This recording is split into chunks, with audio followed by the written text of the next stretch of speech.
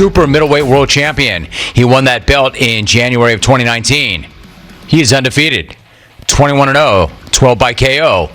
A Gold Gloves champion.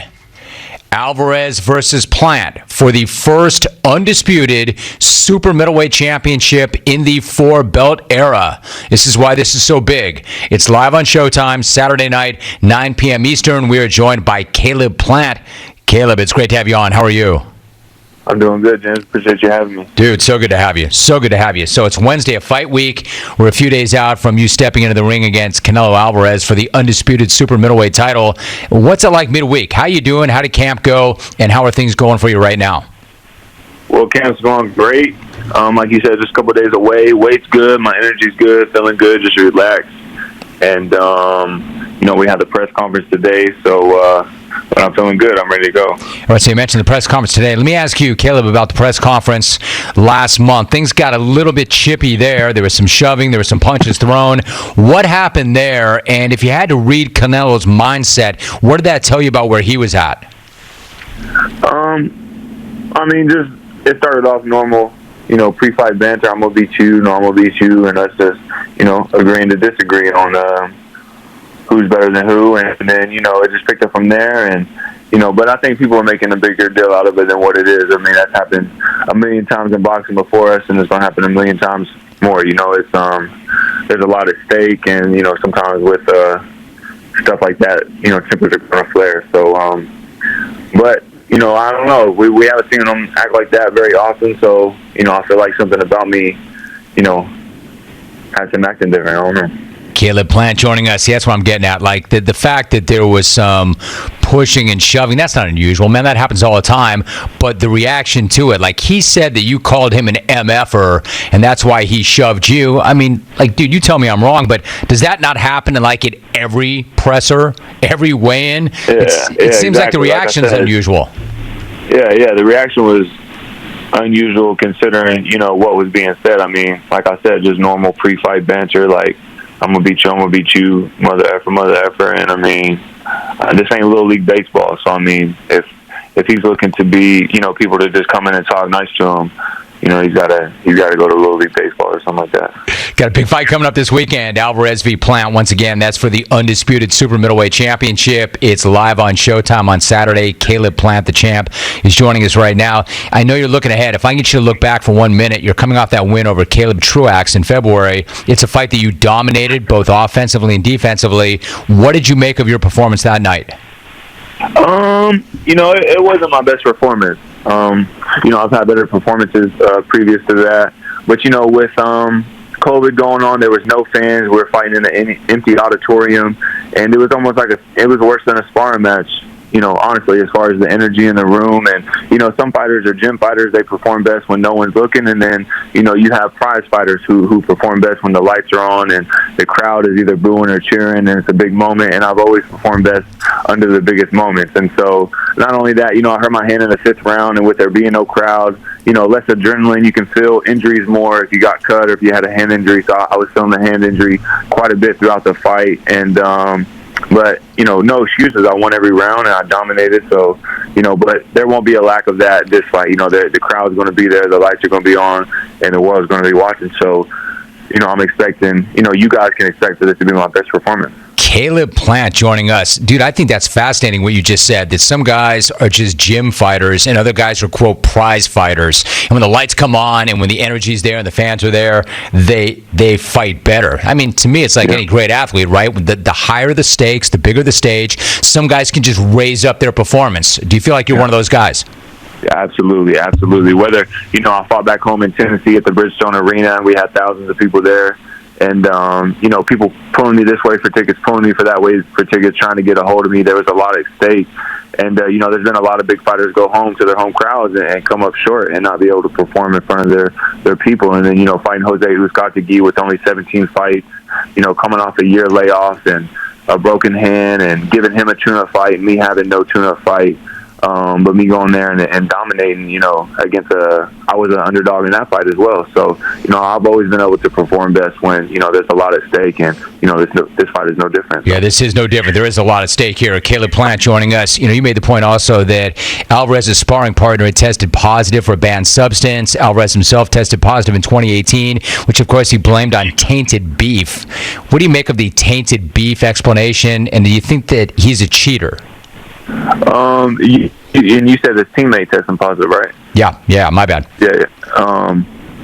Yeah, I mean, he tested positive, so, it's not up to me if whether he's a cheater or not. He falls in the category of being a cheater. He tested positive. He was suspended for 6 months.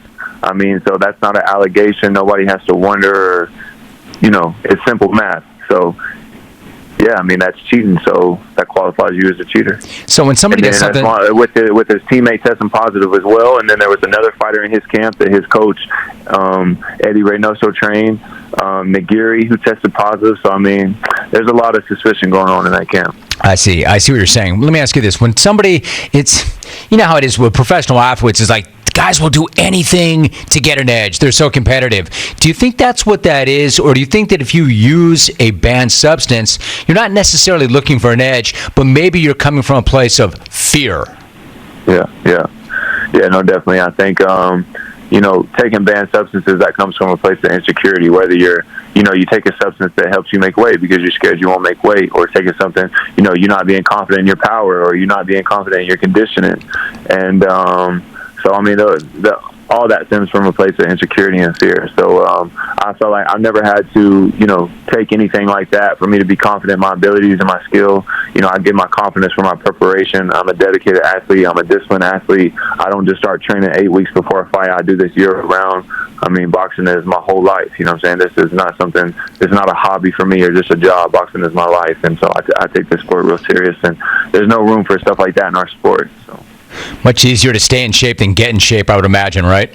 Exactly. Calib Plant joining us. Calib, let me be really respectful about this, but you've talked in the past about your daughter Aaliyah, who passed away when she was just 20 months old. What was your time like with her, and then how much does she inspire you to this day?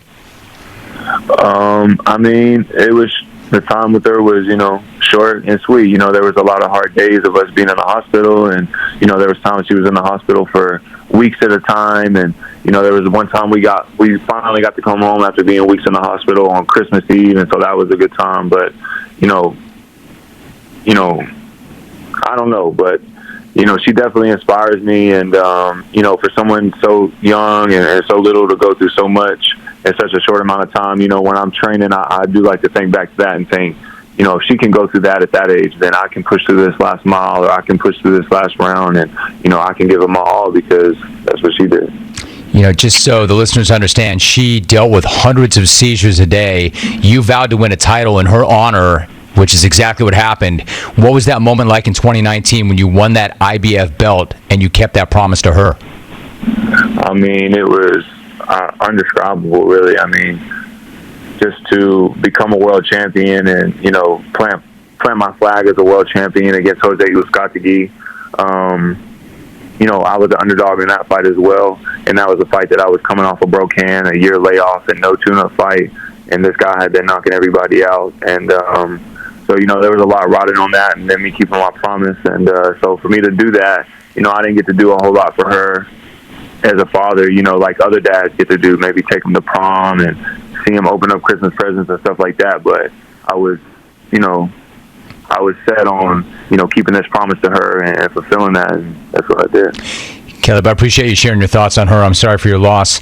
You mentioned that you were an underdog. This is not the first time. And you'll be a heavy underdog in this fight, as you know. My sense is, though, if you go back over your career, you've been the underdog a lot, and it's never really bothered you. In fact, you've proven people wrong pretty much every single time. Do you actually maybe feel more comfortable as the underdog? Absolutely. I like being in an underdog position, whether it's, I've been the underdog a few times in boxing. It's probably like my third time. But I feel like I'm an underdog in life, just coming from where I come from. And, there not really being a boxing community where I'm from. And, just starting from the bottom, like a lot of people, starting from the bottom and making my way to this point in my career. I mean, I enjoy being an underdog. I enjoy people rooting against me, and it just gives me a different type of energy. So. Really quickly, you mentioned that you come from a community where there was not a lot of boxing. The story is your father got you involved in the sport. How did that start? And then what did the sport mean to you and your life overall? Yeah, my dad started me out. I can remember, some of the first techniques he was teaching me in my parents' bedroom. And, then him and my grandfather scrounged up a little bit of money to open up a gym. And there was no ring. It was just tape on the floor in the shape of a box, like a ring would be on the floor. And people would stand around it and hold hands, and we would spar in there. And it was just white tile floor. There was no mat, so people would slip and fall and put holes on the wall. And there was just one heavy bag hanging up in the corner, and you couldn't even work all the way around it. It was so close to the corner. But, like I said at the press conference a couple weeks ago, that, when you really want something and you got passion for it, you don't need the fanciest stuff. You don't need all the latest stuff, and especially starting out. And boxing has just been, it's been like a sanctuary to me, when things will go bad, to be able to get away for a little bit and work out and just focus on my craft and my dream. I mean, boxing's been there, for me through ups and downs, and, it's taken me all over the world. It's gotten me everything, that I own, and, introduced me to my wife. I mean, boxing is like a person to me. I mean, I love boxing with all my heart, and, I've sacrificed a lot. I dedicated myself to this sport, and, I'm grateful to have this sport in my life. It's an amazing response. What a great story. Powerful, powerful stuff. I can't let you go without a prediction. How do you think this fight's going to go? How do you see it going? I just see myself get my hand raised and the announcer, saying, and still undefeated and the new undisputed super middleweight champion of the world, Calib Plant. And whatever I have to do, by any means necessary, I'm going to get the job done. Keyword there, undisputed. He's already a super middleweight champion. He's got the IBF belt, and this one's coming up on Saturday night, Álvarez v. Plant. The first undisputed super middleweight championship in the four-belt era, live on Showtime. That's Saturday, 9 p.m. Eastern. Calib, great to have you on the show. I appreciate you very much. Great conversation, too. Thanks so much for that. Good luck on Saturday. Yes, sir. Appreciate you. Thank you. Yes, sir, Calib. You go, champ.